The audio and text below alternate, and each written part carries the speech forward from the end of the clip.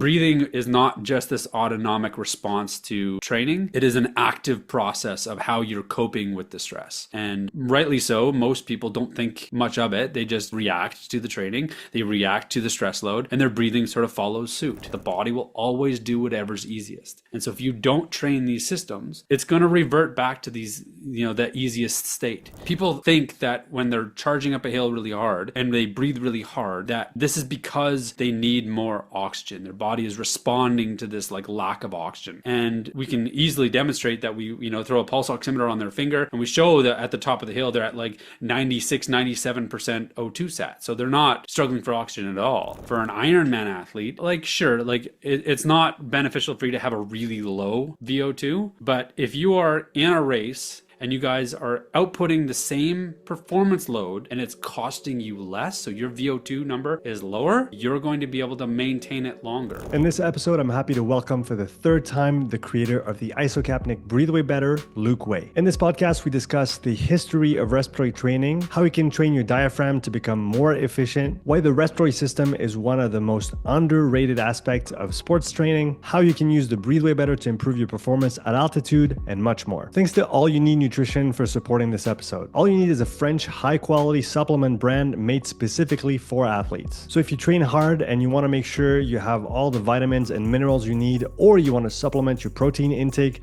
with a high-quality whey product, use the code UPSIDE to get 10% off your next order. And make sure you stay until the end of the episode to learn more about All You Need and why I decided to work with them. Now, without any further ado, here's my conversation with Luke Way. Luke, welcome to the podcast. How you doing, man? I'm good. So good to see you again. Yeah, it's been too long, I want to say. And for those who don't know who you are, please, guys, go check out the previous episodes we've done with Luke. We've done at least a couple, if I'm not mistaken. We did two, yeah. Yeah, one with Andrew as well. So please go check out those great episodes for reference. It's really good to catch up and to get to talk with you about everything that you're doing in the respiratory training space, especially for those who don't know, you're the man behind the Isocapnic Breathe Way Better device. That I've been using for a few years now, and a lot of my athletes as well. And so it's a good opportunity for me to kind of catch up on the latest stuff coming right from the horse's mouth, right from you. One of the things I wanted to go into, Luke, and again, for those that want to know your background, we'll get to a bit of this today, but definitely go check out the previous episodes. But to get started off, I want to talk about the history of respiratory training and where it came from. How did you first hear about respiratory training, and when was it? Yeah, so I've been doing respiratory training since like the early days of my own training as a professional triathlete. I started working with Dr. Andrew Sellars back in the early 2000s, and he really blew my mind apart with like how trainable these systems were. I was fresh out of university looking at being taught that these like inbuilt systems in your body are, for lack of a better term, God-given creations, and they are what they are. And you can take your parents if they're good or bad or somewhere in between. Mm-hmm. And he, in the span of a weekend of hanging out with him, like explained and demonstrated that these structures in the body are really trainable and very malleable. And so we started down this rabbit hole of training specific systems within your own physiology to get stronger and to improve your performance. And so that brought us down the road of working with different respiratory trainers over the years. And then we developed testing protocols to better identify what systems are strong, what systems are weak, trying to pull in more and more technology from oxy monitors to VO2 analyzers to, high level heart rate variability monitors to just everything we could get our hands on to objectively assess what systems are strong, what systems are weak. I'm really interested in having my buddy Mads on the show. Do you know Mads? No, it doesn't ring a bell. Okay. Well, I'm gonna get you hooked up with Mads because he's working on and I'm pretty sure it's public. Yeah, it is public because he's posting it all over socials. But he's working on a lactate monitor that does like continuous lactate monitor. Yeah, the continuous ones. Yeah, I've seen some prototypes. I've seen some data, some graphs. I have a colleague who's testing one right now. It's definitely it's going to be an interesting few years coming up for those that like data and physiology. I've always had my gripes with lactates, but Mm, entering into this new world of continuous monitoring, now we're talking. Now we're mhm. getting into a place where it's making a bit more sense, and people are going to start to understand that these lactate numbers are a bit of a trend. But I digress. So we're pulling in all of this different technology into the testing protocols to objectively understand what systems are strong, what systems are weak. And we developed this reporting where we're telling athletes like how they could train to make their systems better. Right? When I'm talking to strength and conditioning coaches, this makes a lot of sense to them because they're like, oh yeah, like if your biceps are weak, you work your biceps, right? Like, that's the way strength and conditioning coaches think. Mm. And for whatever reason, the legacy of endurance coaching has been like my 12-week program or whatever. Like you got to like, put yourself into this more or less tailored program to see some level of result. And what was really a breath of fresh air from Andrew was that he kind of threw that model out the window and looked at it a bit more from that strength and conditioning perspective of understanding that these systems are strong and these systems, relatively speaking, are weaker. And this is how we're going to train those systems to become stronger. Mhm. So over the decades, we were testing athletes and delivering these reports. It became this sort of like broken record of like telling people how weak their respiratory systems were. Yeah, And so we gotta were constantly, go slower, train your respiratory system. Go slower, train your respiratory system. That's yeah, exactly. And I can see and that. and and really like coming up with this is like, looking back like 15 years, like really trying to find a better way for people to stop wasting their time to try to surrogate train this system better. And Mhm. so using different respiratory training devices, where we found what systems or what devices worked reasonably well and what systems or products didn't work well at all. Mhm. And we took what was really great and what was really crappy, and we, combined it into a product that sort of gets rid of all of the fluff Mhm. and no, no extra bells and whistles. It does exactly what it what it needs to do for you to strengthen your respiratory system. Yeah, and that's Now, one thing that I've always loved about the breatheware ever since it came out, because I was in touch with the Swiss company that used to produce the Spiro Tiger, which was kind of the precursor, right? It was kind of the yeah, grandfather yep, of all respiratory tools. And then there was the P100 that they released a few years ago, and yep, I literally went to them and I said, guys, can we just have like the most basic tool that we can use to train the respiratory system that an athlete yeah, can just throw in their bag? And I have one that's just next to my bike over there. It's literally just this thing that you can put in a little box or a little bag and you can carry around with you, and it's not cumbersome, and it's not hard to. There's no setup. You just pick it up, you inflate the bag, and then you just go to town with it. yeah. And I think you guys were so smart to fill that gap in the market, because there was definitely that gap of something simple, something that's isn't going to cost you an arm and a leg that you can use right away. So the simplicity of it, I think, is a big part of how successful it's been. If we take it back to that weekend where you met Andrew, and you got to see that side of the respiratory system, talk about your perspective before that. You said you were in school and were you studying sports or some side of physiology in Yeah. school? So yeah, I studied both sports psychology and Okay, exercise physiology, nice. and my profs back then, which is not that different than what they're teaching in physiology class now, was very much talking about these structures in the body and how they're untrainable and Mm, they're perfectly adapted for anything that you could require. mhm, And in a sense, it really depends on how you're looking at it. When I look at it, it's just really simple. Like when we can test an athlete that their lung capacity is 3.8 liters, and we give them 6 weeks of training or 8 weeks of training, and we see them improve that by 50, 60, 70, 80, 100%. They mm, double their lung volumes, mm, which is like that's not being hyperbolic at all. We see this all the time. How can you then tell me that that system is untrainable? mhm, Like it's very easily demonstrated that that system is very trainable. That's the respiratory system. The cardiac system is no different. that's a newer frontier of like how we can hack that system to train it to be as strong as the rest of these other systems. But yeah, so that's really what opened my eyes with Andrew is being able to improve how you're breathing. And he helped me to understand that you know breathing is not just this autonomic response to training, that it is a it is an active process of how you're coping with the stress. And a lot, rightly so, most people don't think much of it. They just react to the training, they react to the stress load, and their breathing sort of follows suit. Now, the problem with that is that you have this range of motion that you use all day, every day, which is quite short and small because that's all that's required. And when we train it, or when we push your system a little bit harder, we have this ability to move more range of motion. But because you don't have the strength and the coordination to move that full range of motion yet, you default back to this small range of motion.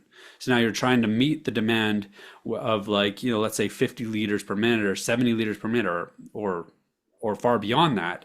And you're trying to meet that same demand with the lung volumes of that you would use while you're answering emails. It doesn't make a lot of sense when you have the potential to use bigger, deeper breaths. With bigger, deeper breaths comes fresher air coming down to the bottom of your lung lobes, the alveoli that are the most capillary dense, and then we improve our gas exchange from there. And there's a trickle down of all of your systems are now in new environments because of the way that you're breathing. You're able to control CO2 a little bit better when you're under load, and you're able to permeate more oxygen to those working tissues. Yeah, and it's once you dive into it, it's really interesting to see how maximizing your breath volume in pretty much any task is going to be a winning recipe. You cited one great example of filling up your lungs completely, getting the fresh air all the way down to the bottom of the lungs where there's the most capillaries and where the fresh blood is here to accept the oxygen and make Yep. that gas exchange. We could talk about the fact that there's that dead space of 150-ish milliliters that you have to Yep. move at every breath. So if you move it 10 times per minute, that's a liter and a half. That's quote unquote wasted, or at least it's air you have to move, but you can't take anything out of it. Yep. But then if you triple that, then you're wasting 3 times more Yeah. air. And there's also the really interesting part, I think, for me as well, is how tightly the respiratory system is coupled to our autonomic nervous system. And essentially, to make it very simple, and I'll let you elaborate on that after, but for your nervous system, if you breathe slow, something's quote unquote easy. If you breathe fast, something is going to be perceived as harder by your brain. Can you talk a little bit about that? Because that's such a simple thing, but when you know that by taking deeper breaths, you can slow your breathing rates down, and you can just make things seem easier. Yeah. So, the way that my brain assimilates that idea the best is to break down the mechanics of how we breathe. So when we are, let's say we're on the assault bike, or we're on, or just a regular bike, we're riding up a hill, and to ride up that hill at that intensity, you need to breathe, let's say 100 liters per minute. And so you're having to breathe that 100 liters per minute to just do what you're doing, to move enough air to feed enough oxygen to your muscles, and to ventilate enough CO2. So there's two things that we need to balance: enough oxygen, enough venting of CO2, because your body's producing it. You can meet that demand of 100 liters per minute by breathing faster and smaller, or breathing deeper and slower. And to your point about dead space, the bigger your breaths to meet that same 100-liter demand, the less times you cycle through that dead space. And so you're having to rebreathe that dead air a whole lot less. And so that's probably the easiest way to describe to people that bigger, deeper breaths results in a very demonstrable change in your output, in your change in your perceived effort. Now, as we increase the duration of each breath, so we increase your tidal volumes, we also effectively allow for a little bit more CO2 to stay in the system a little bit longer, which causes this vasodilation response. So to back up a little bit, people think that when they're charging up a hill really hard, and they breathe really hard, that this is because they need more oxygen. Their body is responding to this like lack of oxygen, like they're gasping for air. That's the common response. And we can easily demonstrate that. We throw a pulse oximeter on their finger and we show that at the top of the hill they're at like 96, 97% O2 sat. So they're not struggling for oxygen at all. Then you ask them, well, like, why are you breathing hard? And they have this philosophical like moment where they're like, do I actually need to breathe hard? And yes, you do, but it's not because of oxygen. It's because of the production of CO2, right? As our body produces ATP energy, that energy that our body thrives in, and it is the currency that our body uses to move and do what it does. The byproducts of that are heat, water, and CO2. And the heat, we're one of the best creatures on the planet at dealing with heat. That doesn't mean we're amazing at it, but we're pretty good at it. So we sweat and we deal with heat. The water gets reabsorbed into the system. The CO2 is actually regulated very tightly in the body. The body has chemoreceptors that really monitor the concentration of CO2 in the system very, very tightly. When that CO2 is produced and it drives up into the blood a little bit, our body responds quite dramatically, quite quickly. By just a few little percentage points, your body starts to react to that by breathing harder, by vasodilating. So let's say that CO2 climbs a little bit.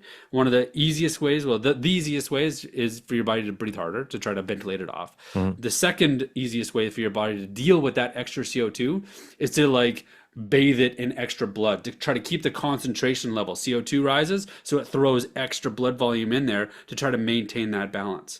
It can only do that for so long before you vasodilate to a point where you don't have enough blood pressure to throw blood up to your head. And that's what hypoventilation is. And so when we need to breathe really hard, it's more because of the CO2 response than it is because of the O2 response. And that's the problem that we were solving with the isocapnic device. Isocapnic means to control CO2. Isocapnia. Iso as in the same, like an isometric movement is a movement with no, like a plank or something, it's no movement. Isocapnic is maintaining the levels of CO2 so that you can breathe hard for longer, even though you're not exercising, right? Because like you said, as you exercise, you produce CO2, and the harder you go, the more you produce, and you need to regulate that by breathing harder. And if you were to start, breathing hard, just sitting on your chair here, after 15 seconds, your head would hurt because your CO2 levels go down, just like when you're blowing on a fire for too long. But your device allows you to essentially rebreathe your CO2 and maintain those levels fairly constant. So we can really kind of target the respiratory muscles and the respiratory system, right? Yeah. So why? Yeah, the question then is like, well, why do we want to recapture our CO2? Okay, well, as we said, when we breathe, one of the primary responses of breathing is to get rid of CO2. So if we identified in the athlete that their respiratory system is weak, then we send them out into the world and we train that system to get stronger. That's what strength and conditioning coaches do. They identify your bicep is weak. They give you arm curls to make your bicep stronger, right? So we identify that your respiratory muscles are weak, and we give you respiratory training to make those respiratory muscles stronger. Now, if we were to just make you breathe through a full range of motion, I could do that once or twice or maybe 5 times, but I do that 10 or 20 times in a row. It doesn't matter what restriction you're giving yourself, you're still ventilating too much CO2. You're pushing too much CO2 out of the system. And so our device allows you to hang on to the appropriate amount of CO2 so you can do that indefinitely. You can do that for 5, 10, 20, 30 minutes straight, whatever. And now we can effectively train that system. Now, the reason why that really supercharges the system is that your respiratory muscles, and specifically your diaphragm, is primarily endurance tissue muscle. And so to train it over 10 or 20 breaths is not a good enough stimulus for that type of muscle tissue. We need to train it for like a duration of time, right? Working your way up to 15 minutes, working your way up to to 30 minutes to be able to affect true change of the structures that allow you to breathe more efficiently. And it's also important, I think, to note that if we, because devil's advocate could say that, yeah, but just train hard and then your respiratory system will get strong alongside you.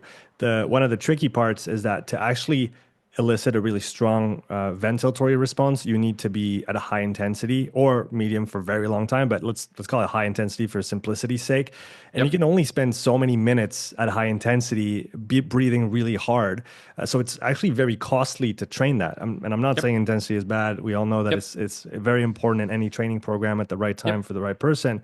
But essentially, this is a way to, like you said, increase the stimulus on the respiratory muscles because you won't be able to actually impart that same stimulus on them, even though you're Yep. training really hard. And Yeah. you can really focus on your movement too, right? Because we talked about it Yep. before. Range of motion in the breathing motion is key. It has to be Yep. central to the conversation. And that allows you to essentially put away all the other distractions and just focus on how you're breathing. And obviously, eventually, you want to carry that back onto the field and into the exercise practice. But it's a really simple way to say, okay, I'm weak here, or I need to train this. Okay, let's do that for a little bit, and then we can put it back into training. Yeah, exactly.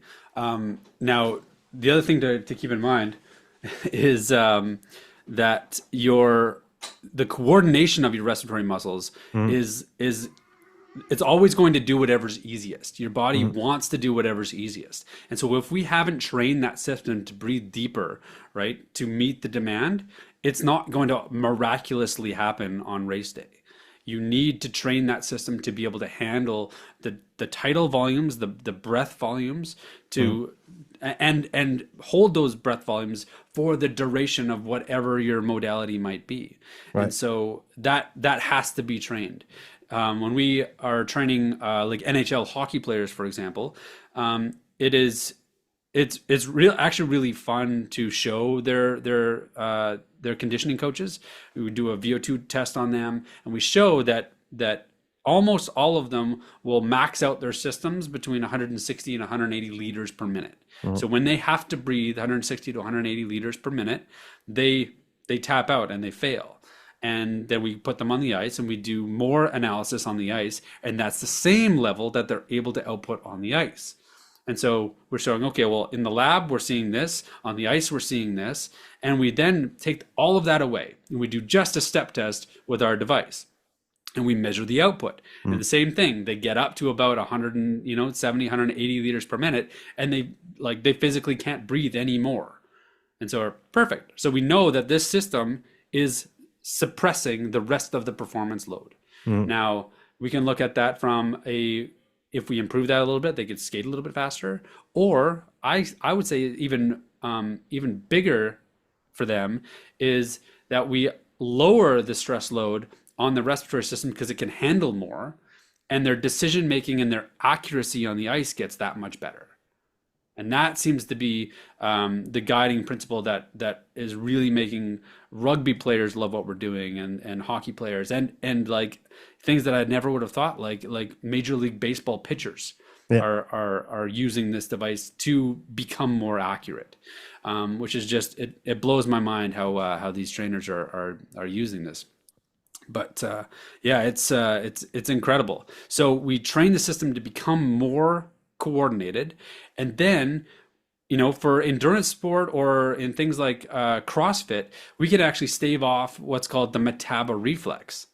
Yeah, Now, I think it's great that you go into that. And in my to my understanding, this is probably one of the central parts that people need to understand in order to explain the utility or one of the many facets to explain the utility of respiratory training. And another thing that I wanted to put forward is that people still think that it's some esoteric stuff that we're doing with the breathing, and sure, there's parts of that if you want to go there. But when it comes to the respiratory muscles and what you're going to talk about here, the respiratory metabo reflex, it's very well established, very well researched. I had what's his name, Dr. Jerome Dempsey, one of the yep, grandfather of respiratory yeah, physiology, on the legend. podcast like 3 years ago.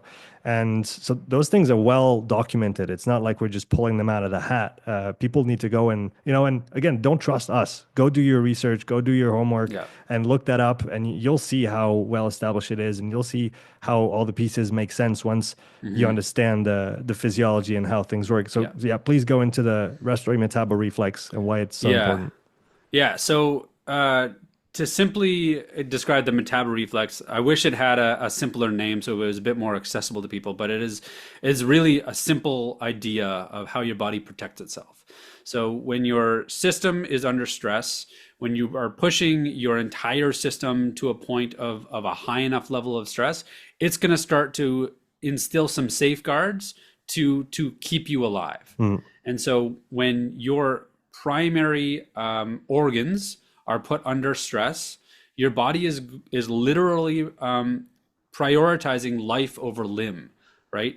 So and that's probably the easiest way to think about mm, metabolic reflex is that your body is like trying to make these decisions of life over limb. It thinks you're running from a saber-toothed tiger, and for you to maintain that, you need to be able to breathe and think and heartbeat, right? Those are the primary things that need to occur for you to like continue this process. It'd be mm, nice if you could run faster with your muscles, but if your muscles aren't being supported by these things inside you, then they're going to be limited. So the metabolic reflex literally shunts resources away from the periphery, like your leg muscles, to protect those vital organs.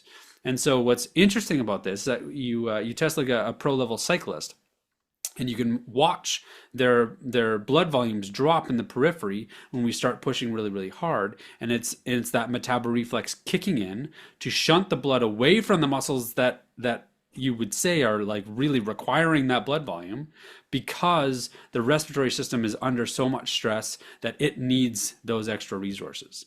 And what's fascinating is that this, in a lot of cases, presents itself as tired legs, as heavy legs. And they're like, oh, okay, I need to go to the gym, or I need to like do more hill repeats to get stronger legs. When really it's their respiratory system that's robbing their legs of the potential. And so that's my favorite way of sort of describing the metabolic reflexes is just the shunting away of resources from the periphery to protect the vital organs so you can yeah. survive the saber-tooth tiger attack.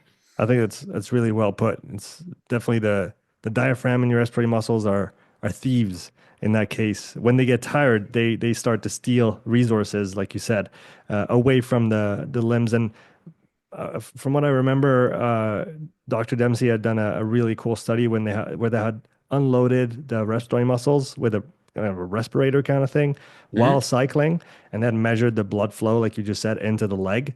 And they could show that if you unload the respiratory muscles and you go hard, Yeah. essentially the work of breathing is taken care of, and your diaphragm doesn't have to do the job. And there Yep. was actually they could quantifiably show that there was more blood flow in the legs because the respiratory muscles were unloaded. And Yep. then obviously if you took that away, then the respiratory muscles had to work and they Yep. had to be fed, and then the legs had less to Yep. work with. Yep. And it's definitely a central part of it. So, and you can understand that the muscles can be trained like any other muscle. And you said it before, the diaphragm is an very endurance kind of oriented muscle, just like the heart, very type 1 heavy. And so yeah, there is the strength side of the spectrum that we can train, Mhm. but the endurance and the coordination and the range of motion side, no matter what, has to be the first thing that you approach Yep. in that. Are they Yep. are there other elements that you like to bring up when you explain, how respiratory training works and what we're trying to do exactly? Yeah, I mean, you brought up Dempsey, definitely a hero in this space, right? He's one of the pioneers in the early research, Mm, and like that's one of the things that really blew my mind early on is like that this is really well understood, and it's been really well understood for a long time, mhm, and yet it's like I was taught almost the polar opposite in university, and my athletes that have graduated out of the program and are now in med school are being taught that these inbuilt systems are untrainable, and it's just like how like it's wild how poorly taught this is. And I think it's because of how how much harder it's been over the past for us to effectively change and train that system. Because your breathing is so coupled to gas exchange, the ability for us to explore and effectively see masses of populations train the respiratory system is complicated. And so that's what we are trying to fix with our device, is that we're making respiratory training accessible, Mm. right? Our three pillars to sort of like make that happen is a device that just works and is simple and is not going to break when you have it on the pool deck, and you can throw it in your gym bag, or and it can, you know, like Corey Wallace famously talks about how he tosses it in his back pocket and goes and rides to the top of a mountain in Nepal and does his respiratory training up there. Like it's just simple enough that it can go anywhere with you. Hmm.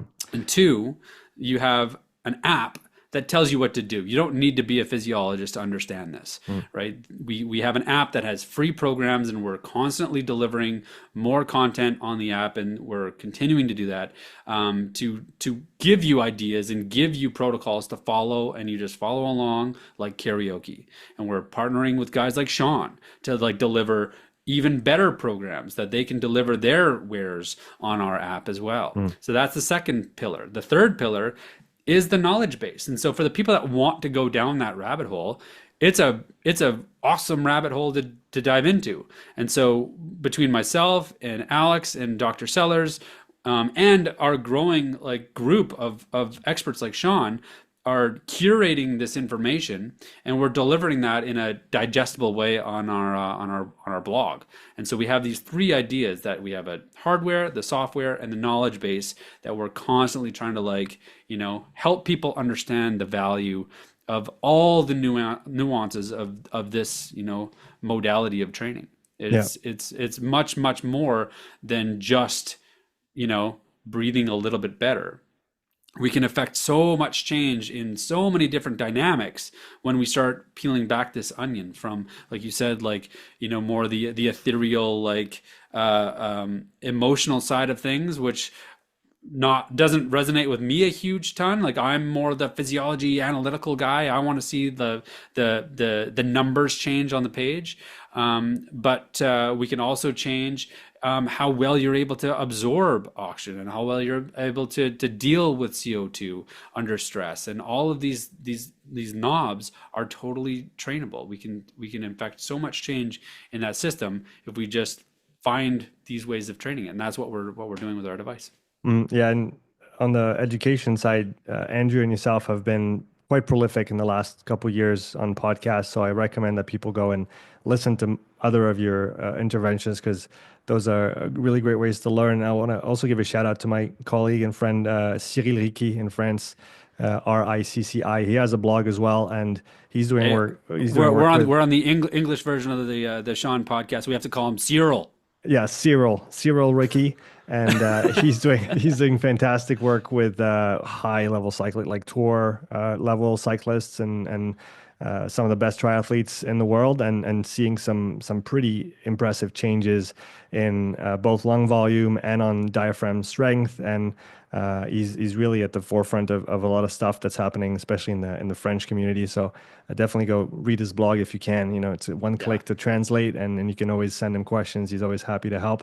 Another thing I want to come back to, when you talk about the reasoning behind why it works and how it works, and one quote that I keep bringing up that I found in a strength and conditioning book, a French one. It's I think it's even called the Bible of physical prep in French. And there's that one line, and I think the statement, and I'd love to have your perspective on that. In my estimation, the statement is correct, but it's misinterpreted, and it's probably one of the reasons why people just put respiratory training aside and don't consider it as a valuable thing. So if I try and translate it off the just like this off the cuff, I think it is that in most situations, or in normal conditions, let's call it, the respiratory system is not limiting to endurance performance. That's something that I've seen. And the way that I understand this is that if we take endurance performance and we replace it with VO2 max, and we know it's not that simple, but sometimes people simplify things, and that's okay.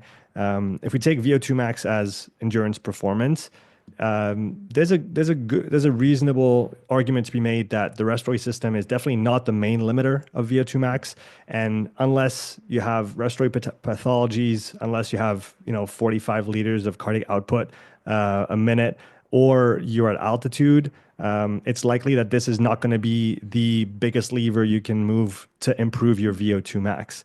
But then people take this and they say, well, if it doesn't help endurance performance, then there's no point in doing it, right? But I think those two things are different, even though the respiratory system isn't it's actually the smallest limiter if we take all four of them, right? If we take the muscle itself, if we take the cardiac output, if we take oxygen transport, and if we take the lung itself, it's probably the smallest contributor to VO2 max. But that doesn't mean that your diaphragm, like we said before, doesn't consume oxygen and can't be trained and can't become more mobile and better coordinated and cost less to run. So what do you think of this? But I see it as one of the main culprits, kind of, but it's just a misunderstanding, really, because the statement is correct, but people try to infer something else from it. Yeah, so a lot of that is actually has to do with, from my perspective, the limitations with doing this sort of research.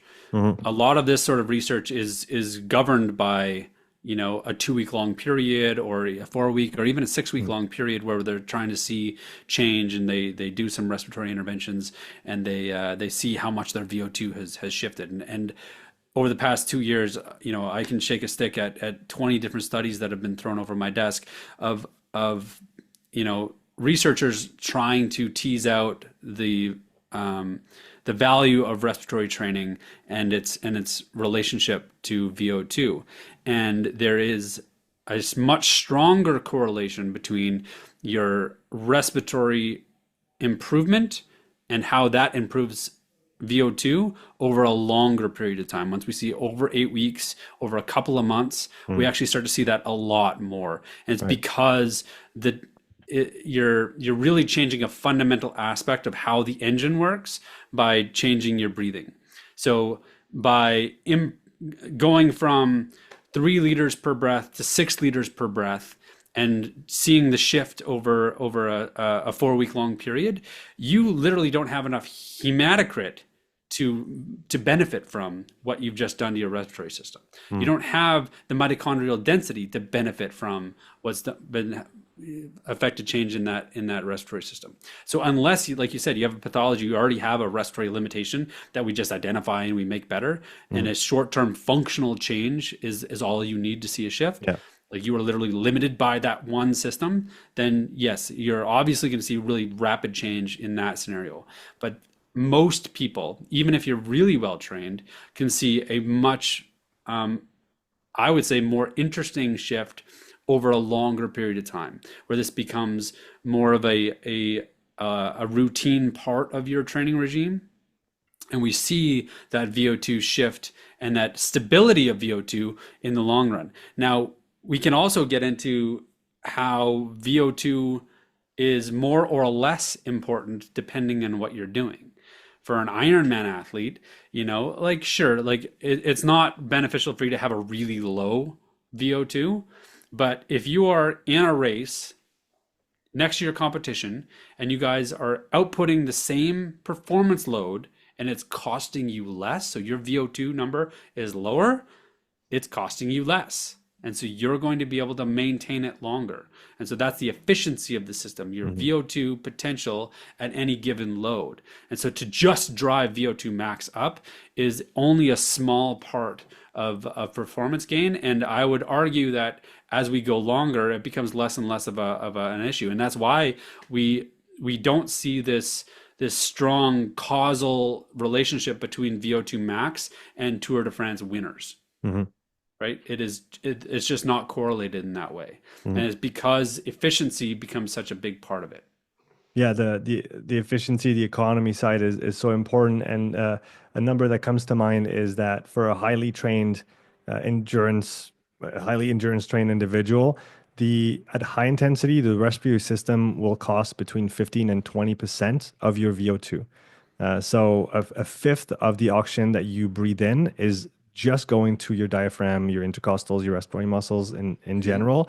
And so imagine you could spare 2 or 3 points of VO2, even if only that, and then reallocate those to the legs like we talked about before. Yep. Then that in and of itself is interesting, right? Yeah. No, exactly. Like it's staggering how like energy hungry that respiratory system is. And if we can meet that same demand, like we're talking about the 100 liters per minute, if we meet that same demand with bigger, deeper breaths that feels more relaxed because you just have the volume, then it's gonna cost your system a whole lot less. Now, like it's not just a matter of you just going on your ride tomorrow and just breathing deeper. That's the first step. The next step is to train that system enough so those bigger, deeper breaths become normal and become well coordinated in a way that they're conditioned to be held for a long duration of time. Mhm. It's I mean it's a wonderful like thing about endurance training about how the more time you dedicate towards improving these systems, the more efficiency we see. The short-term gains are always going to be functional, right? How well you're able to just utilize what you've got. And then over time, we start seeing that structural shift of you being able to breathe deeper, longer, you changing the structural mechanics of how your intercostals can move and how your rib cage can move and how flat your diaphragm can become and how much you can displace your abdominals, right? Like all of these things are shiftable. But if we don't ever train it, one of my favorite sayings in exercise physiology is the body will always do whatever's easiest. And so if you don't train these systems, it's going to revert back to these, that easiest state. And unfortunately, that leaves you exposed if you haven't conditioned that system. And back to what you were saying before, as valuable as the scientific process is, when it comes to interventions, training interventions, we see it in the training intensity discussion realm, right? We see, and now there's a that overview or that review that came out not too long ago that really showed the kind of the speed of change of different type of interventions. If we look at sprint interval training, high intensity training, low intensity training, and this also that there's always that argument of, yeah, but look at the studies over 6 weeks, sprint interval training is the best. Yeah, but it's also the one that has the least potential for change over longer periods of time. Yep. And the low intensity stuff doesn't show much results over 4 weeks or 8 weeks. Hmm. But if you push that to a year, 2 years, or 3 years, it's absolutely unmatched. And it's the Yeah. same as what you said here is, if we're only looking at really short-term studies, we're going to be limited in what we're looking Yeah. at, especially when we're looking for structural Yeah. changes that take months, maybe even years Yep. to really show themselves. Yeah, and it does take a lot of like discipline to keep that long-term perspective. I think, everybody can relate to, these people that they're in competition with, whether it's, at the local criterium races or at local competitions where year after year after year, sure, they're fit, but they're not really any different. They have good weeks, they have bad weeks, they have good years, they have bad years, but on a whole, we don't see a whole lot of difference from year to year. Mhm. What takes the discipline is to see that 1, 2, 3% gain year over year over year. And the trap that people fall into is just this like intensity training when they balance that intensity training out really, really well and they sharpen their stick just at the right moment, they hit their peak and they go into the competition and they have a good race. But they're just sharper. The structures that they have are just coordinated enough that they can deliver what they've got. Mhm. What we want to see and what's more interesting is that next year, your worst day is better than your best day was, right? And that low water line is moving up. And that's Mhm. what I'm more interested in as a coach and as a physiologist is seeing that low water line come up and up and up year over year. And that takes time and discipline to see that change. And a lot of people, it's also like it's like the vegetables of training, right? It's not as sexy as high intensity interval VO2 max training, but it is what's going to cause change next year and see Mhm. that continuous growth from year over year over year. Yeah, I like that you bring consistency into the picture because it's probably the most underrated training component right now, with always looking for a hack or something to, a shortcut or something that's going to work. How about you just train regularly and you do that for Yeah. 10 years? And guess Yeah. what? You're gonna get really good at Yeah. what you do. Yeah. So that's always Yeah. interesting. Well, one of my favorite ways to like Mm, explain that to people is that like we have this equation. If we're going to create a math equation that's going to like equal, results in sport, we have, inside the brackets, we have how strong your respiratory system, how strong your cardiac system is, how strong all of these different components are mm, within your system, and we can focus on each one of those parameters and make them a little bit stronger here and there. All of that is multiplied on the outside of the brackets by work. mm, And if that work is zero, it doesn't matter how intelligent the work is because it's zero. And so we need that work to be done. So the old adage of carrying water and chopping wood, right? Like you just got to get the work done. You got mm. to show up every day and just be consistent. That's the number one thing. And from my perspective, focusing on the biggest limitation in athletes, a lot of times that's the first thing that we work on is like, okay, what do we need to do to create that level of consistency that you can and you feel good about showing up every day. Mhm. Once we get to that point, then it gets really fun. We get to get into the nitty gritty of all of this stuff. But first and foremost, show up. I like it. That's it. It's that simple, right? Then the rest is just details. Yeah, if people are looking for a magic pill, that's it. Show up every day. That's the magic pill. Um, so we talked a lot about the endurance space, and you hinted at the fact that you've started working with some team sport athletes on the rugby side, some of the best in the Yep. world. For somebody who's listening and who's not into endurance sports and is still doubting the importance or what advantages respiratory training can bring to them as a team sport athlete, can you talk a little bit about Mm. what the demands of team sports are from the breathing standpoint and how respiratory training can help those populations? Yeah, so I had the pleasure of working with some of the athletes that won the gold medal in the Olympic rugby sevens this past Olympic season, and like arguably at the top of their game and have been for a long time.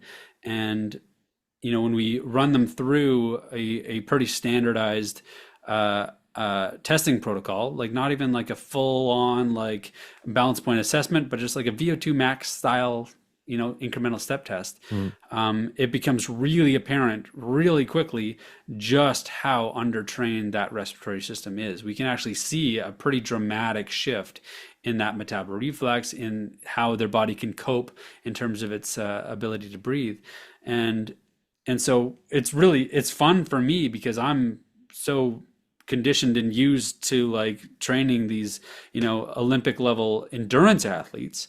We looking at these team sport athletes, you're like, wow, like there is so much potential on the table.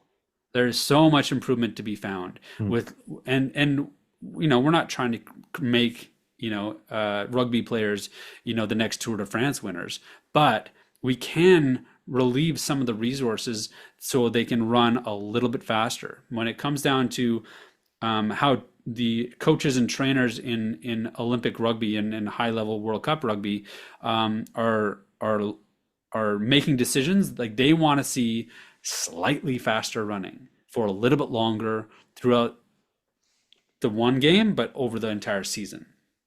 And so if we can relieve that total stress load by improving the respiratory system so they can become a little bit more accurate, they can run as fast or a little bit faster than they otherwise would have, that is like a huge leg up. That is a massive shift in how they can perform on a game to game basis and on a seasonal basis.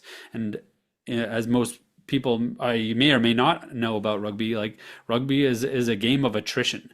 How long can you keep your best players healthy enough to do what they do? mm. And if we can just relieve some of that stress load off of one or two of these systems, we can really see a demonstrable change on the field. Mhm. thinking back to my rugby playing days, one thing that I always did wrong, and I'd like you to talk about it a little bit. There's a really simple breathing strategy you can put in place after, for example, a hard sprint or after a hard interval when you're tired. What I used to do and thought was the right thing is that, okay, we're done the interval. I'm tired. I'm breathing hard. I want to slow down my breathing. So what should I do? I'm going to slow down my breathing. And I force myself to breathe slower. And one thing I learned from you a little while ago is that actually, if we think about what you explained earlier in the podcast, that the whole CO2 aspect of breathing and how it's actually the CO2 that triggers your brain into you Hmm. breathing harder. Well, if I want to come back to baseline and recover faster, I need to get rid of that CO2 faster, right? So, Hmm. what can I do after a hard sprint or after an interval to actually accelerate my recovery instead of lowering my breathing rate? Yeah, so let's meet that demand of how much CO2 you've just produced with enough ventilation that you can get rid of it in an efficient way. Hmm. And so, so you want to improve your tidal volumes, you want to improve your ventilation rates. Now, a lot of people, you'll see groups of people that put their hands on their head and they try to like breathe off their CO2 with their hands on their head, thinking that that's going to somehow open up their system, when really it actually like pins their system down. And where you actually put your hands on your knees and you relieve the weight of your arms and your rib cage on your respiratory system, and that allows you to then move a little bit more air. So think about that a little bit more about like how can you unweight that system a little bit and take deeper, more controlled breaths, but not slower. You're not depriving yourself. You're trying to meet that demand of ventilation with more efficient breathing and to your point about how much energy it takes for us to breathe. If we relieve the amount of weight that your lungs have to, move because of your rib cage, and we put our hands on our knees or our hands on our hips, it like there's a fair few studies out there looking at this exact mechanism of Right. how hands on heads versus hands on knees or hips really demonstrates a big shift in how quickly somebody recovers. Yeah, so like you said, hands on knees and then accelerate your breathing. Keep deep, large breaths, but accelerate your breathing for 10, 15 seconds. I actually did it just at the end of my session, just earlier. And you can literally come back to breathing normally Mhm. within 20-ish seconds Yep. by actually breathing faster for just a little bit of time Yep. before that. Yeah. And that's just one little thing that you can, one little maybe strategy that you can implement into your Yep. training to make your Yep. life just a little bit easier. Can you think of any other such strategies that you could put in place, and that could be in team sports or in endurance sports, things that you put in place with your athletes on the field? Yeah, I mean, one of the techniques that we're playing a lot with over the past year is doing isocapnic work in between interval sets. So Mm. you have a hockey player on the ice, or you have rugby players doing their sprints on the pitch, and uh, in between each of those intervals, they'll do a 90-second to 2-minute long isocapnic set Hmm. before they start their next interval. So Okay. when they've stopped, they sit on the bench, they do a quick breathing intervention with the isocapnic device. And our original thought in devising these programs, or this workout in particular, is that, well, we're just trying to prolong the respiratory challenge, make it a little bit harder for the lungs so we get a bit better of a workout. Mm. And that was the original thought process behind it. What's actually happening is we get that improvement in the respiratory system, but we also see this shift in performance load on during the interval set. So what we're seeing is that on subsequent intervals after doing isocapnic work, the performance load on the field or on the ice is better. They're actually performing better than if they just had a regular standalone rest as it was, which Mhm. was really fascinating. And we're still trying to understand the exact mechanism. We can hypothesize why that might be, but it's this is the frontier that we're playing with right now, which is like why are these athletes performing better when we're creating this challenge during their rest when they should be just resting. We're actually making them a bit more challenged by breathing deeper and breathing. It's not necessarily a fast set. It's like 20, 25 breaths per minute, Mhm. but just deeply breathing with the device. And what makes sense to me is that when you stop interval one and you start your rest period, you breathe hard and you breathe off that CO2, your system vasoconstricts down because CO2 Mm, levels drop. And then you enter into your next workload with a vasoconstricted system and it needs to charge back up again. And so we have this lag of your performance load for what your system is ready to handle. And again, this is our working hypothesis right now, and we're actively testing it to understand that what happens when you do the isocapnic work before you do the next interval is that you start the next interval vasodilated already. And we already have this bored out system that has massive amounts of oxygenated blood ready for the system, and your performance load is at a maximum right out of the gate. mhm. And that's what makes the most sense right now. But again, this is the fun of the frontier, is that we get to hypothesize what's happening and test it to see if it's right. Yeah, while you were describing it, I thought exactly the same thing, and maybe and I guess the another effect that comes together with this vasodilation. So essentially, the pipes are just getting larger, right? So you can bring more blood through. There's also that other thing that you hinted at earlier in the conversation when you have heightened levels of CO2 inside your system, is that oxygen falls easier off of hemoglobin, right? So hemoglobin is inside your red blood cells. It transports the oxygen from the lungs all the way to your muscles or wherever it needs to go. Um, and then it needs to get kind of out of the cab, right? Out of the Yeah. taxi, and it needs to go into the muscle. Yep. And that is dictated by something called the dissociation curve, hemoglobin, Yeah. and yeah, The hemoglobin. oxidation dissociation curve. Yeah. Thank you. And essentially, CO2 is one of the elements, together with, I believe it's pH and heat, that is going to affect how this relationship is, and essentially Yeah. how sticky hemoglobin is to oxygen. And Yeah. so, by increasing the CO2 load while you're doing those isocapnic rest intervals, let's call them, you might be able to actually drive more oxygen into the muscle cell, and that might help reestablish, faster way to get back to baseline, get Yep. all the phosphocreatine back up, and Yep. be, like you said, primed and ready for the next one. Not only on the vascular system side, but also on the muscle side. Do you think Yep. there's a link there? Totally. Yeah. I think a lot of people have this notion that our blood, right, to simplify it in simple terms, our blood transport oxygen and it transports CO2. And it's like you said, a taxi cab that the oxygen gets on, and when the oxygen leaves, it then makes room for CO2 to be there, and it's like this, like one or the other system, and it's not that way at all. The CO2 binds with the hemoglobin and changes the way that the oxygen can be transported. And so that's why we're seeing, in the medical world, we have perioperative studies looking at using our device to help surgical outcomes by doing hypercapnic work or isocapnic work pre and post surgery.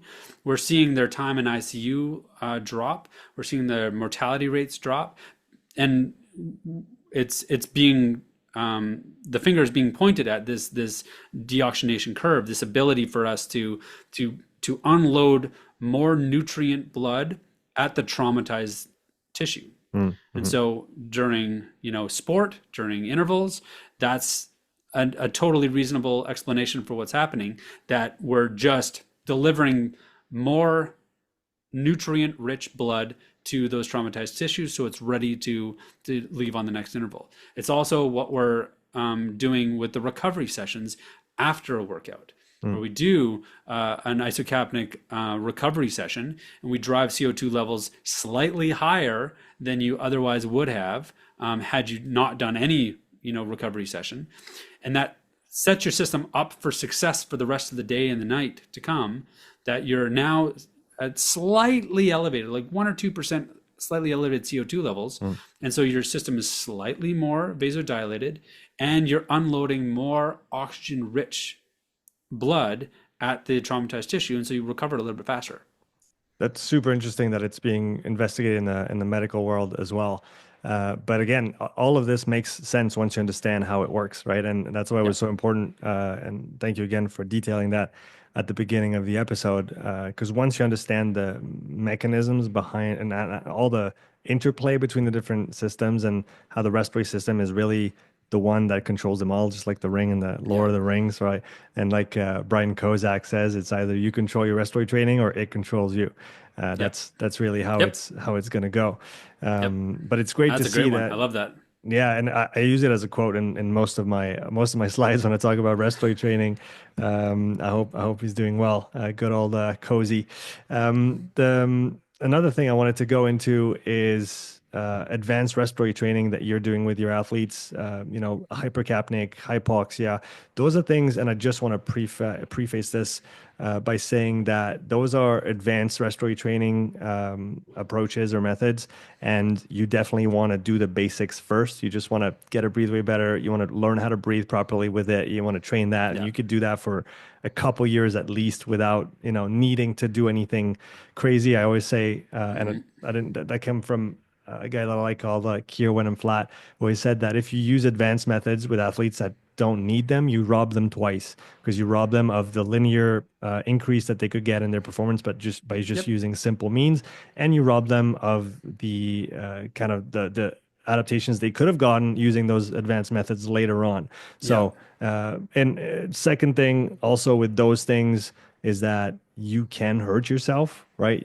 You can do damage like working with diving, free diving, or trying to breath hold and stuff like that.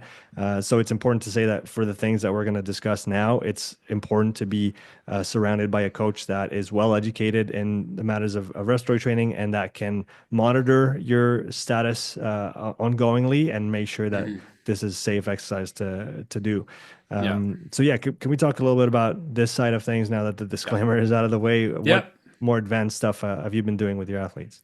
Yeah. So when we start entering the realm of hypercapnia and simulated altitude training, we start entering this realm of starting to mess a little bit with the knobs of how much oxygen you're getting and how much CO2 you're having to rebreathe.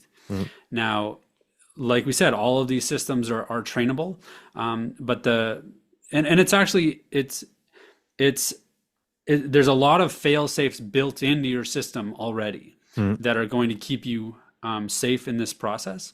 But it's also important to know that more isn't better, right? Start low, go slow is one of my favorite, adages when we talk about stuff like this, that you just because you're tough enough to hold your breath until you pass out doesn't mean that it's good for you.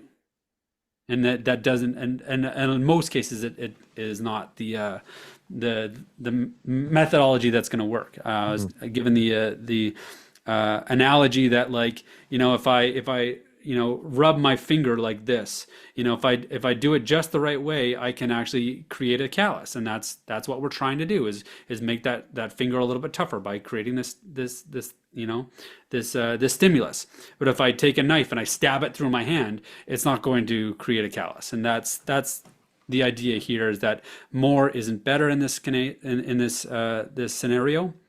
We want to see athletes able to maintain a consistently elevated level of CO2 at a consistently slightly lower level of oxygen, so the body reacts to that as it would if it was at altitude, and it produces more red blood cells, and it creates an environment that it's able to cope with that a little bit better, and we start seeing that shift over time. And so that's why we can be our own worst enemy in this sort of scenario, that if you just go too hard, then you actually just like kill off some brain cells, and we don't want to do that. What we want to do is just train that system to get ready for going to altitude. And so what we're doing with our squads at sort of more of a Olympic level is trying to make altitude work that is well documented and well researched a little bit more effective. So normally what the scenario is when we get a team together and we go to altitude is you'll go from wherever your home altitude might be, we'll call it sea level, and you shift up to 2,000 meters, 2,100 meters, and you then have 10 days to 2 weeks of suppressed training as you acclimatize in that first initial phase of being at altitude. And so we atrophy in that time. The rest of our systems get a little bit weaker as you get up to speed of your training up there, and so Hmm. it takes some time.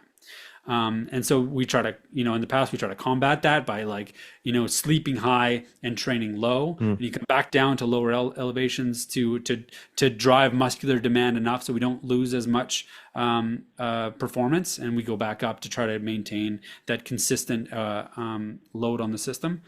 So what we can do now is do this phase of simulated altitude with our device before we get to altitude. Hmm. And so you can maintain the rest of your training as per normal, and you can continue to see the regular physiologic improvements that you would normally celebrate, as well as seeing your hematocrit prime itself and your respiratory system prime itself to be able to handle the environment at altitude. And so then we can go straight to altitude and start to perform better right off the bat. And we're not having that 10 day to 2 week long lag time of training up at altitude. So we see that. The other thing that we can do in this scenario is help athletes cope with the acute load when we're up at altitude. Hmm. And it is literally having your cake and eating it too, allowing you to go to altitude and perform better right off the bat, but also the device helps you when you're at altitude. Mm. So I'll give you an example of 6-time world champion Corey Wallace. He does training and racing up at like over the Annapurna circuit in Nepal and over Crazy. these giant passes over like maybe the high Cascades in the States. Hmm. And so they're over 10,000 feet.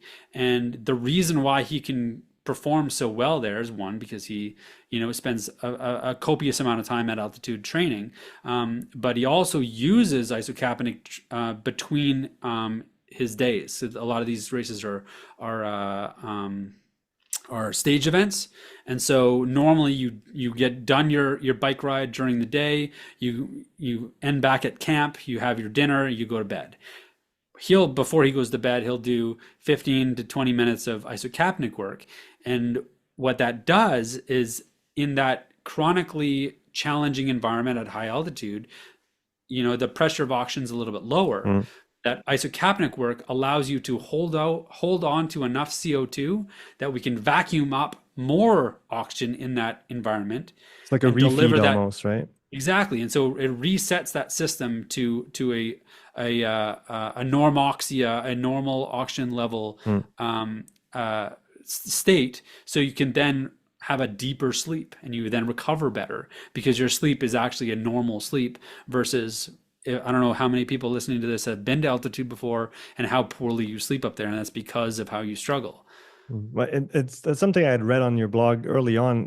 Because you went, did you do base camp at Everest, or was Yeah, it a? yeah. Stacy and I, we went up there a few years back, and you know, the story goes, as we were leaving Canada to go to Nepal, we were going to go and do this hike up to Everest Base Camp before I started work with the teams in Kathmandu, and I was all keen and excited about it. And then I started to think, oh my God, like the highest altitude I've ever been to is like Mauna Kea and Hawaii. And I like saw spots and I like felt like total, really bad. And so I'm like, oh, I might die up there. Like I was legitimately scared. I'm like, okay, Mm. like, so I'm calling Andrew up. I'm like, all right, Andrew, like what drugs do I need to know about so I can save myself? Like what symptoms do I need to know about cerebral edema and pulmonary edema? Mm. So I'm just like, I know how to keep myself alive when I'm up there and Right.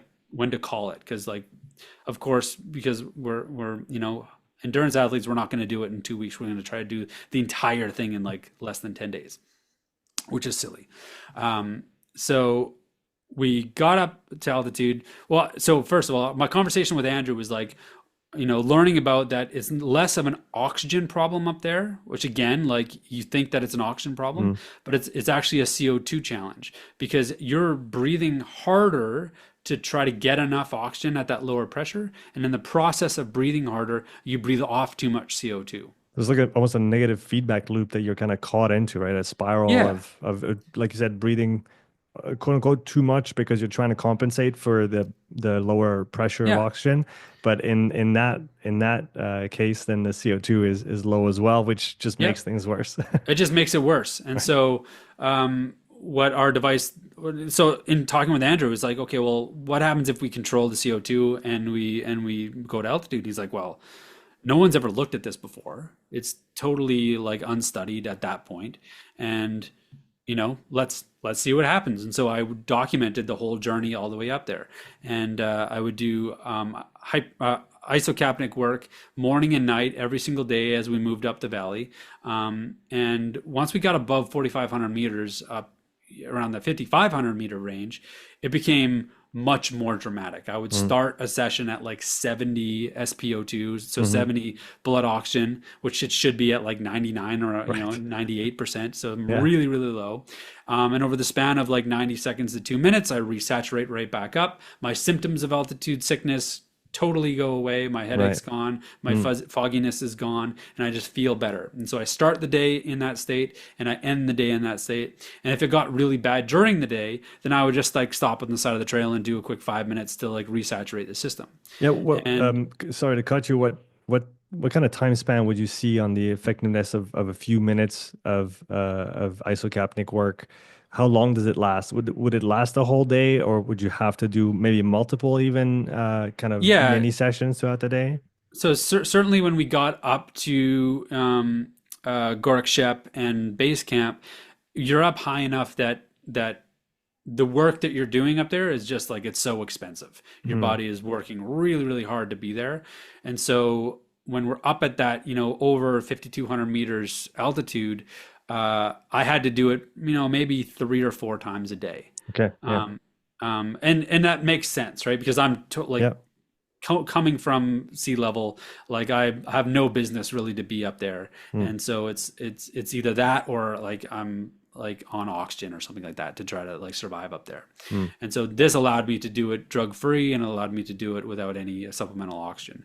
Now, in doing it, it would last like a few hours, but I say like probably the biggest shift for me and for most people that they'll see up there is that it just makes their sleep better.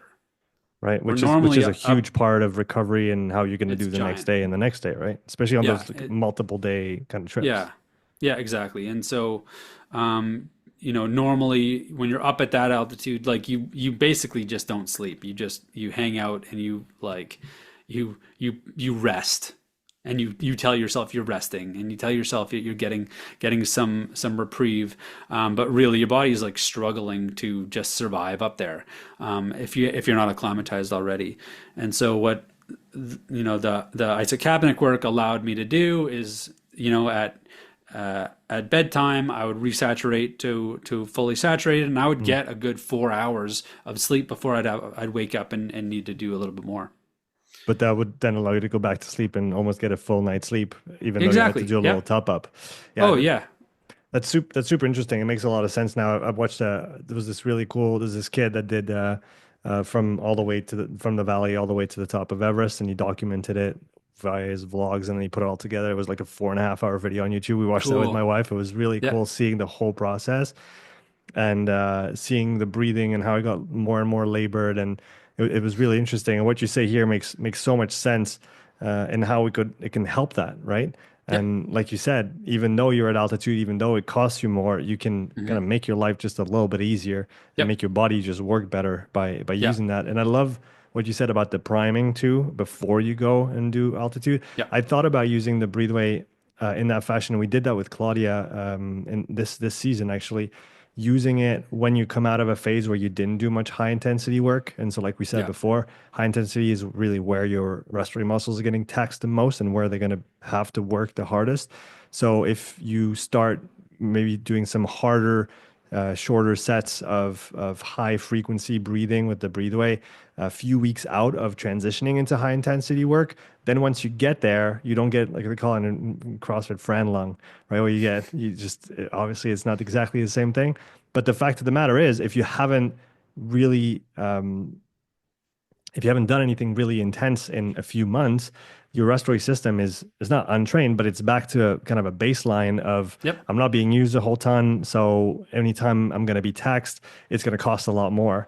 And we Yep. can probably alleviate some of that cost and Yep. smooth that transition over. So it's interesting how we can use it in those different Yep. contexts Yep. and kind of just make things better with it. Yeah. Yeah, again, right? Like my favorite adage is the body will always do whatever's easiest. And if we Right. stop training and we stop challenging these systems, if we stop thinking about calculus, your body's not going to like, your brain's not going to hang on to these things, right? It does what it needs to do to save as much energy as possible. And so that's why muscles atrophy is because they're not being used.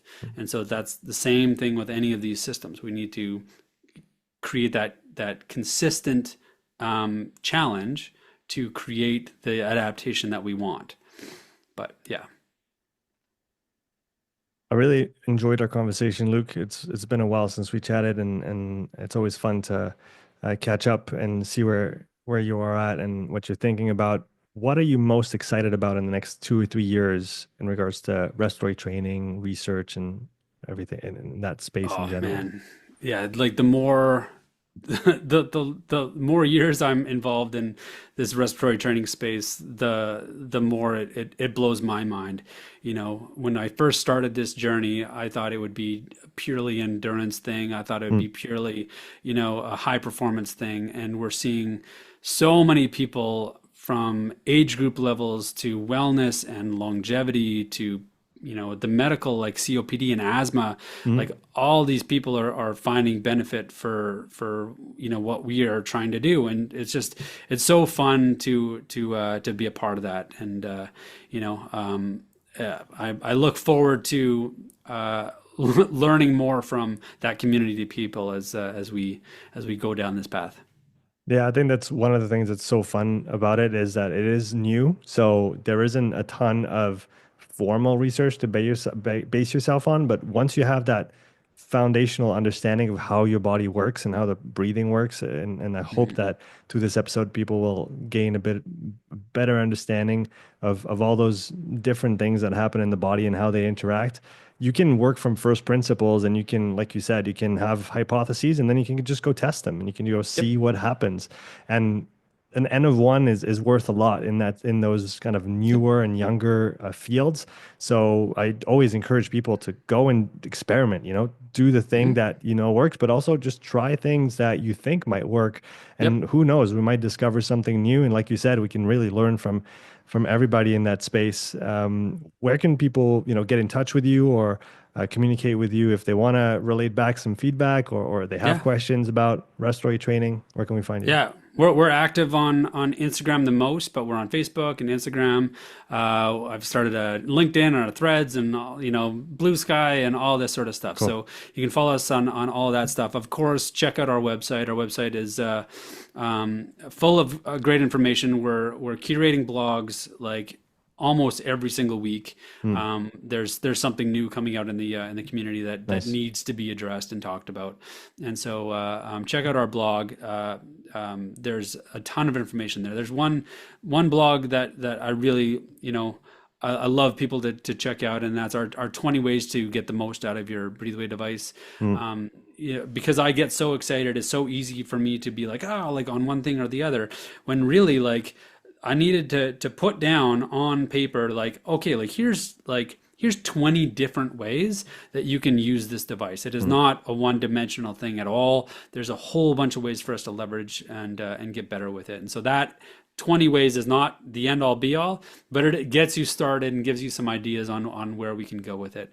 And if you're a physiologist, let's dive down that pathway. If you're just getting into this for the first time, let's have a conversation, and happy to help. Yeah, that's awesome, man. I'll put those links in the description so people can find you. I'll put the link to our previous episode as well. Andrew, thanks. Andrew, no, not Andrew. Luke. Andrew Hey, is the I'll other.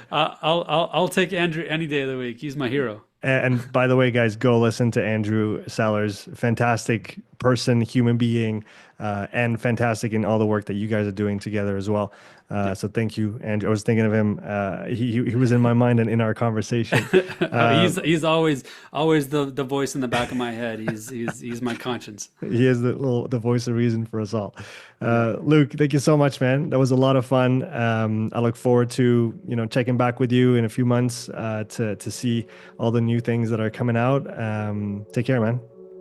Thanks, bud. Before I let you go, I want to tell you a little bit more about this podcast sponsor. All You Need Nutrition is a high-quality supplement brand proudly made in France. When they first reached out to me, my wife, who's a trained nutritionist, had a lot of questions about the different ingredients that they use. So we scheduled a call with Miriam, the mastermind behind the entire All You Need product line. After the call that lasted almost 2 hours, my wife was really impressed by their transparency and the quality of their products. She was excited to work with a brand like All You Need. And if my wife says yes to a supplement brand, I'm on board without hesitation. Personally, I love their whey protein. I use it after every strength session or mix it in with my yogurt in the morning when I want a little extra protein. It's not too sweet, the cocoa flavor is delicious, and it blends really well. Their one product is fantastic if you're looking for a light energy boost plus all the vitamins and minerals you might need if you're used to training hard. My wife sticks to 1 scoop, but I go for 2. Make sure you find the dose that works for you. And special shout out to their shaker bottle. It's literally the best shaker I've used in the past 15 years. We've been using their supplements for the last 2 months, and we're genuinely thrilled to be working with them. If you want to support the podcast, click the link in the description to check out their whole product line and use the code UPSIDE for 10% off on your next order with All You Need Nutrition. Take care and see you in the next episode.